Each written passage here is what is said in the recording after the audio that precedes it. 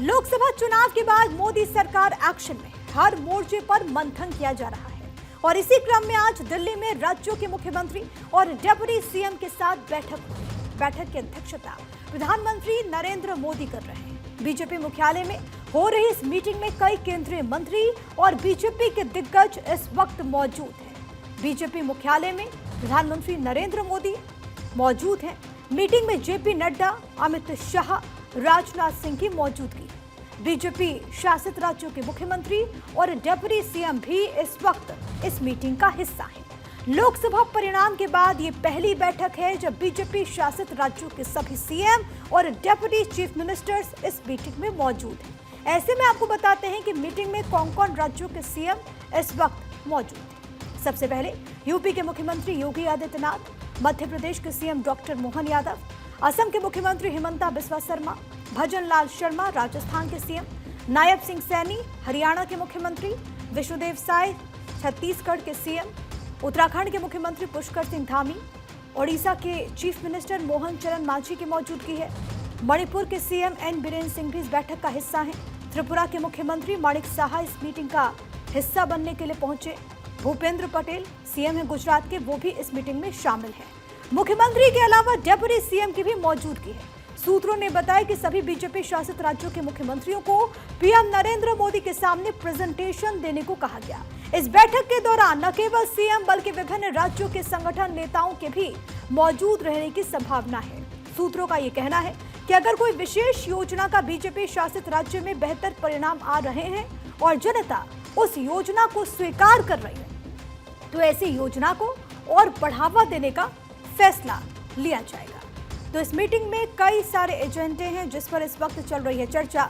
मेरे साथ मेरे सहयोगी गौरव मिश्रा इस वक्त तमाम जानकारी के साथ मौजूद हैं। और गौरव, सबसे पहले यही कि ये जो बैठक है बीजेपी शासित राज्यों के साथ प्रधानमंत्री नरेंद्र मोदी की, इस बैठक के मायने क्या हैं? खास तौर पर चुनाव के नतीजों के बाद ये पहला अपनी तरीके का ऐसा बैठक है जब तमाम राज्यों के सीएम पहुंचे हैं। इसको जरा डिकोड कीजिए और इसके क्या एजेंडा अभी समझ में आ रहे हैं?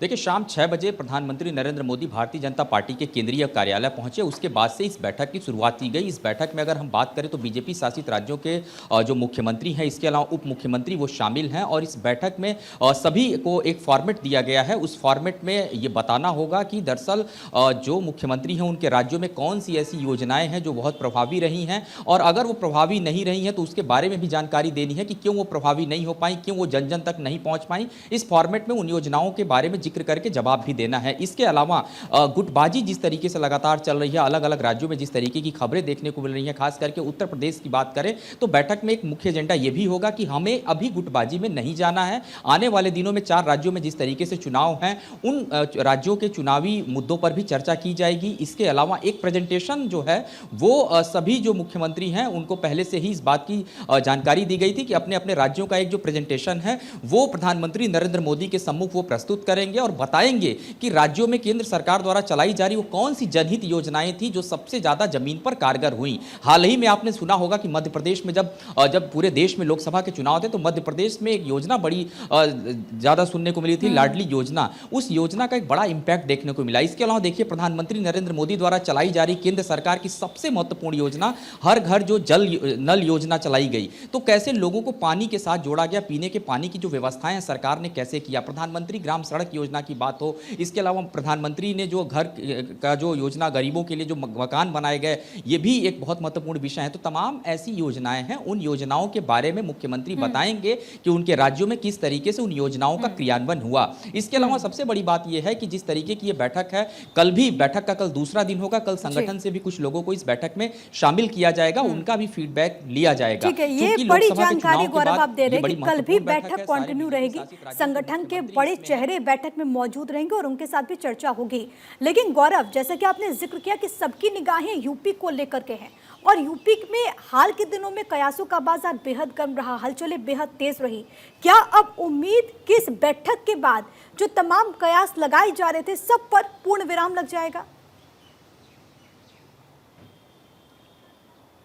देखिए, ये तस्वीर बहुत स्पष्ट है। राजनीतिक पंडितों की अगर बात करें, जिस तरीके से वो खबरें प्लांट कर रहे हैं, जिस तरीके की खबरें चल रही हैं, उसका कोई भी असर उत्तर प्रदेश पर फिलहाल नहीं दिखाई दे रहा है। पिछले 72 घंटे के घटनाक्रम को अगर हम देखें और उत्तर प्रदेश की खबरों को देखें, तो कहीं से भी वो खबरें स्टैंड नहीं कर रही हैं, जिस तरीके की खबरें उत्तर प्रदेश को लेकर के चल रही हैं। लेकिन पार्टी की जो छवि है वो धूमिल हो रही है।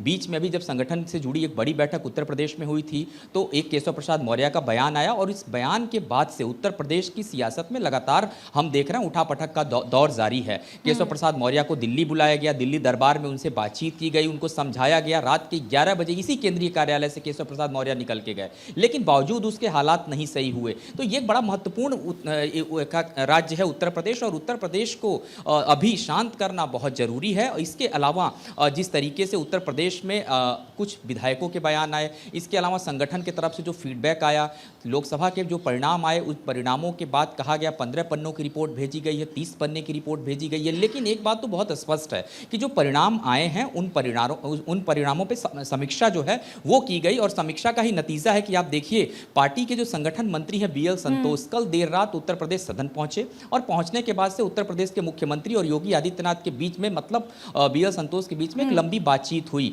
और जीत हार की जो कयास लगाए जा रहे थे, कहाँ कमी रह गई, कहाँ हम बेहतर कर सकते हैं, उस पर तो चर्चा हुई। उत्तर प्रदेश में अभी जो इस तरीके से उपचुनाव होने हैं 10 सीटों पर, उसका खाका भी जो है वो खींच दिया गया है। यानी कि ये एक बड़ा मैसेज देने की कोशिश की जाएगी इस बैठक के बाद कि उत्तर प्रदेश से अब किसी प्रकार की कोई बयानबाजी ना हो, और जो सुचारू रूप से सरकार जो कि पार्टी ने निर्णय लिया है, संगठन ने जो निर्णय को लेकर के ये कवायद भी। बहुत धन्यवाद आपका।